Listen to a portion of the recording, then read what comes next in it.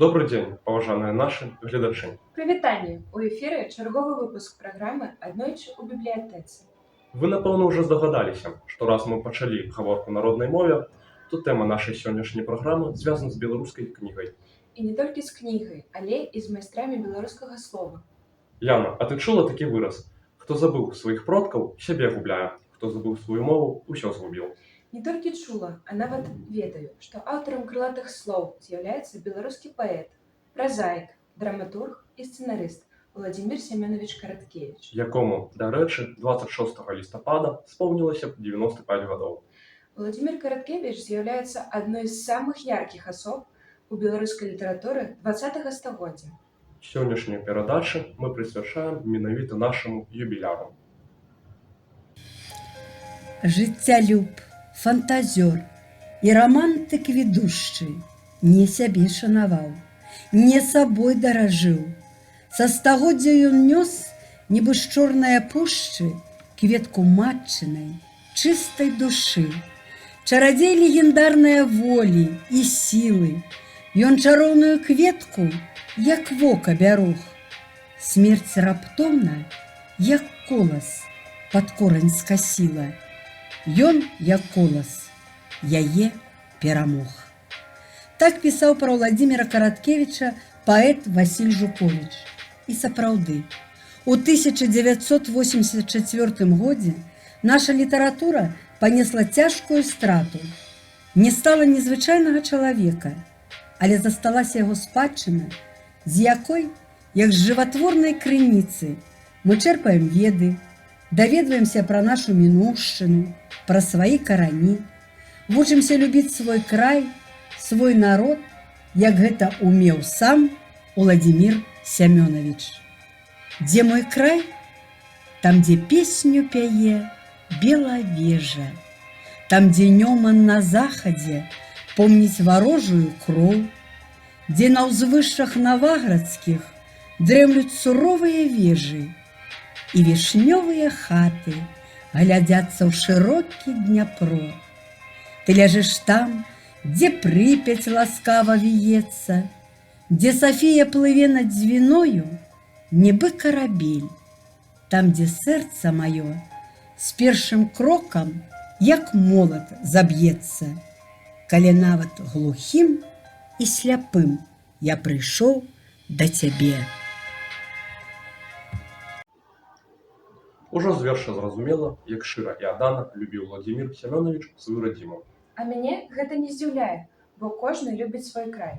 А яшчэ гэта залежыць ад бацькоў, якія прывіваюць свайму дзіцяці гэту любоў. Так і я ж пра тое. Сястра Караткевіча ў сваіх успамінах пісала: у Володзі талент ад Бога, а ўсё астатняе ад маці і бацькі. А давай пазнаёмім нашых гледачоў коратка з біяграфіяй юбіляра. Увага на экран. Нарадзіўся Уладзімір Караткевіч 26 лістапада 1930 года у горадзе Орша, у сям'і адукаваных людзей, якія рана далучылі сына да кнігі. У доме Караткевічаў было мноства кніг. Гэта паспрыяла таму, што маленькі Володя у 3,5 гады навучыўся чытаць, а ў гадоў 6 пачаў пісаць вершы. Вучыўся Караткевіч у аршанскай школе, а ў час вайны сям'я з дзецьмі пайшла ў партызаны. Цяжкія дарогі вайны прывялі Караткевіча да дзядзькі ў Кіеў. І толькі ў 1944 годзе ён вяртаецца ў вызваленую Беларусь і заканчвае сярэднюю школу. З дзяцінства будучы пісьменнік цікавіўся сваімі каранямі, сваім родам. Ён не раз падкрэсліваў, што род Караткевічаў даўні.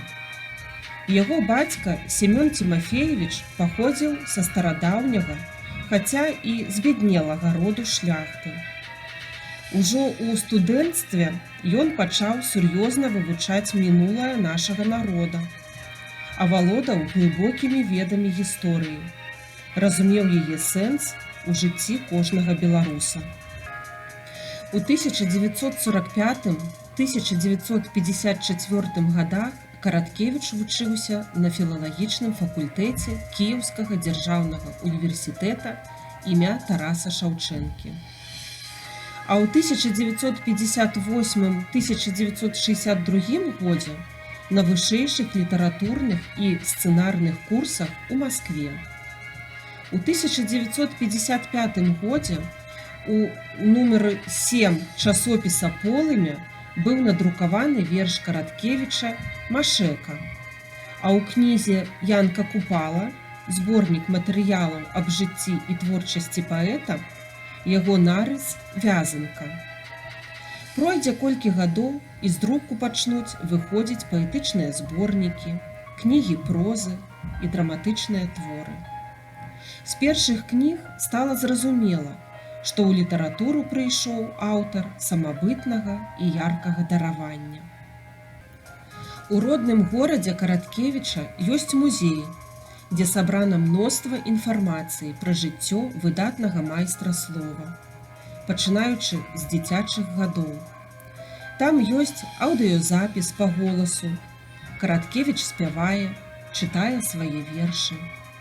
Голас такі, што паслухаеш і ніколі не забудзеш. Нізкі, глыбокі, незвычайны. Цікава паглядзець на адзенне паэта, на рэчы, якім ён карыстаўся, на мэблю, на рукапісныя творы і многае іншае. У Оршы у дзіцячым парку стаіць помнік Уладзіміру Караткевічу і глядзіць пісьменнік на раку Днепр. Можа і праўда бачыць гэтую прыгажосць. Вельмі любіў ён гэту раку. Гледзячы на яе, выліваліся на паперу непаўторныя радкі паэта. Як сканаю, душа застанецца, узянні кожнай крынічнай слязы, у аеру, што з ветрам сячэцца, у срэбных хвалях дняпроўскай лазы. Правільна зазначыў Васіль Быкаў, які казаў, што роўнага яму ў літаратуры няма і не будзе. Ён быў аднолькава таленавіты амаль ва ўсіх жанрах. Я вось думаю, што гледачам нашым будзе цікава, ці была ў Караткевіча сям'я. Жаніўся ён даволі позна, у 41 год. Жонка Валя дзеля яго вывучыла беларускую мову. Яна была апорай і падтрымкай мужу. Так, яны разам ездзілі па розных экспедыцыях, па касцёлах і царквах. А экспанаты, якія прывозілі, захоўвалі ў Акадэміі навук. На жаль, жонка памерла ад анкалогіі. Пасля яе смерці Караткевіч быў разгублены як дзіця.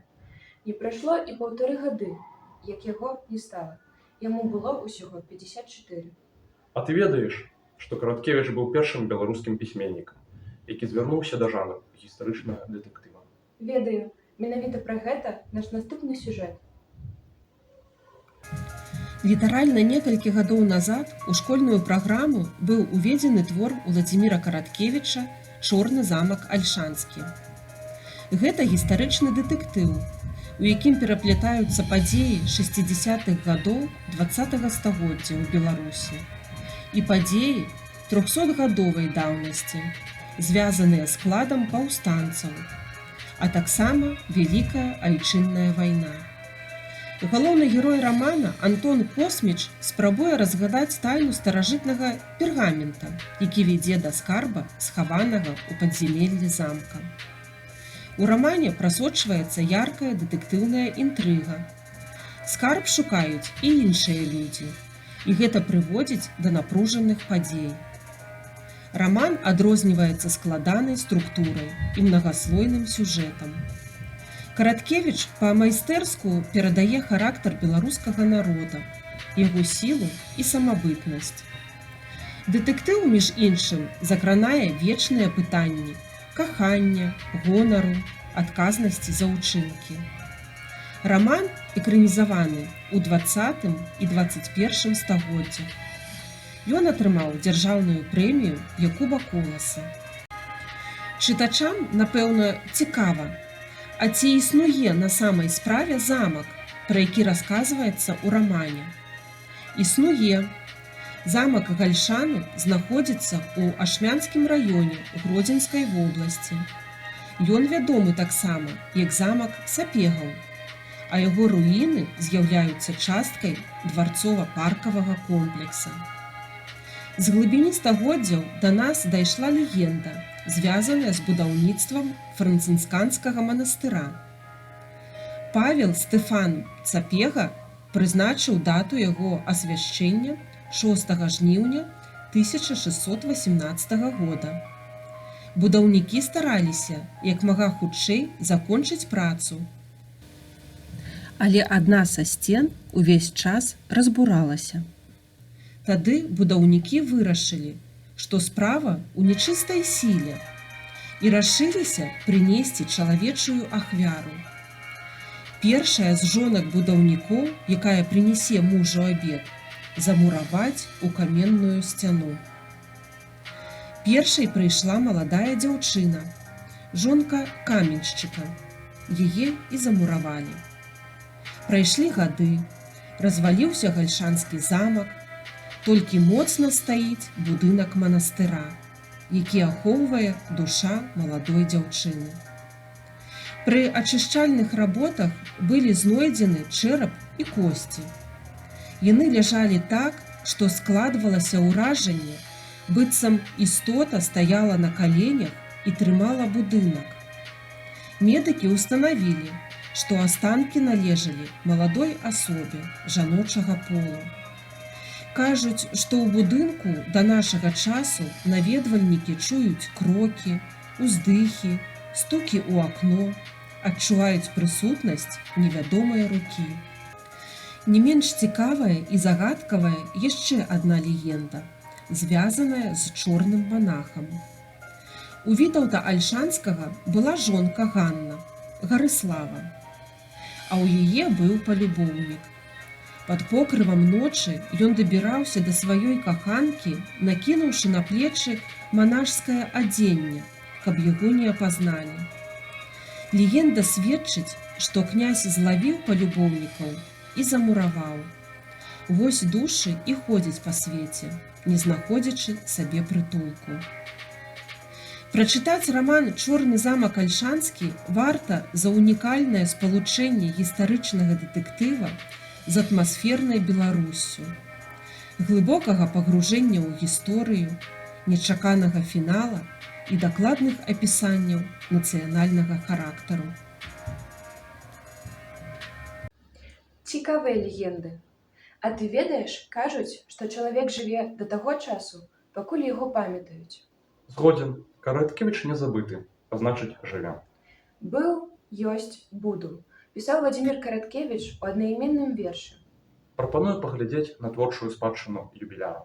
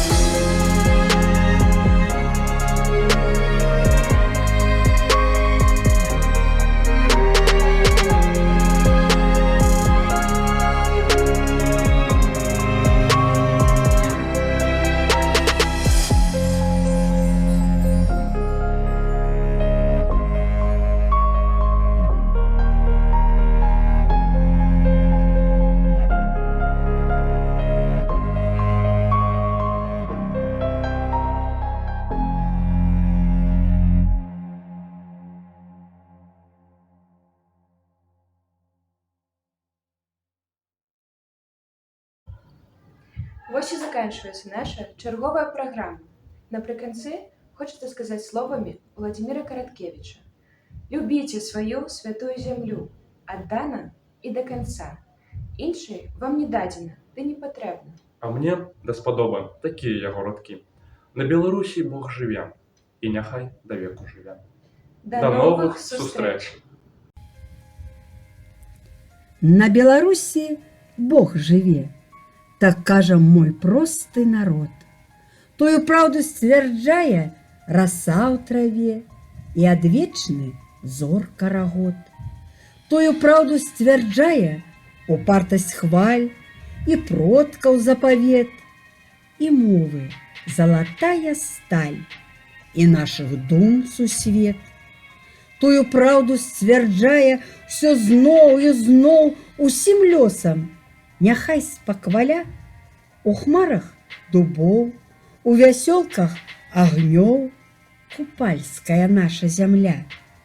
І няхай давядзе мне іншая кроў, што брашу, як сабачы сын. А няма нідзе вярнейшых сяброў і прыгажэйшых жанчын.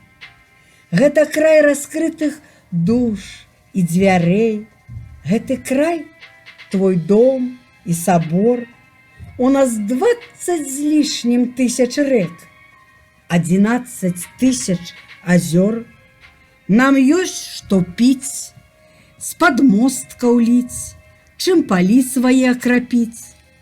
А як давядзе, то ёсць нам дзе і ворагаў тапіць. І тая памяць жыве не ў царкве, а ў кожнай жыве галаве. На Беларусі Бог жыве, і хай сабе жыве. А калі ён шле на нас кару і гнеў, ну што ж, мы з ім свае. У вяршыні самых гонкіх дрэў маланка з неба б'е. У вяршыні маленькіх і ніцых дрэў маланка ніколі не б'е. І пра тое кожны пяе салавей росным кветкам у роднай траве. На Беларусі Бог жыве, і няхай да веку жыве.